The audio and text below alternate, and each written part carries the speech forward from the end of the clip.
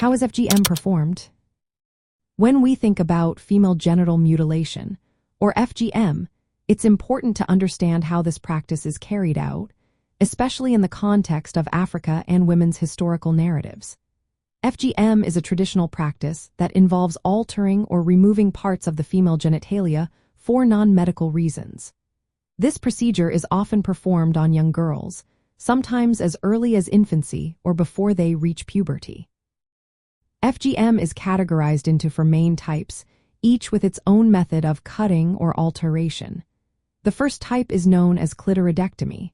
This involves the partial or total removal of the clitoral glands, which is the sensitive part of the clitoris, and sometimes the clitoral hood as well. This is generally considered the least extensive form of FGM.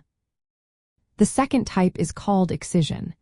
This type includes the removal of the clitoral glands and the labia minora, which are the inner folds of the vulva. In some cases, the labia majora, or the outer folds, may also be removed during this procedure.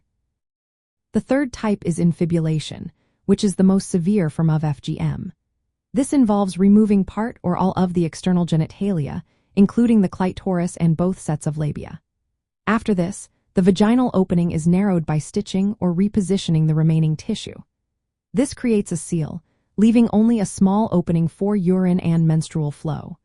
Girls who undergo this type often have their legs bound together for weeks to allow scar tissue to form. The fourth type includes all other harmful procedures that do not fit into the first three categories. This can involve pricking, piercing, incising, scraping, or cauterizing the genital area. Typically, FGM is performed by traditional practitioners using unsterilized instruments, often without anesthesia. This raises the risk of infection and complications. In some areas, medical professionals may perform FGM, mistakenly believing it reduces health risks. However, this practice, known as medicalization, does not eliminate the dangers associated with FGM. The immediate risks of FGM include severe pain, bleeding, and infection. Long-term consequences can involve complications during childbirth and psychological trauma.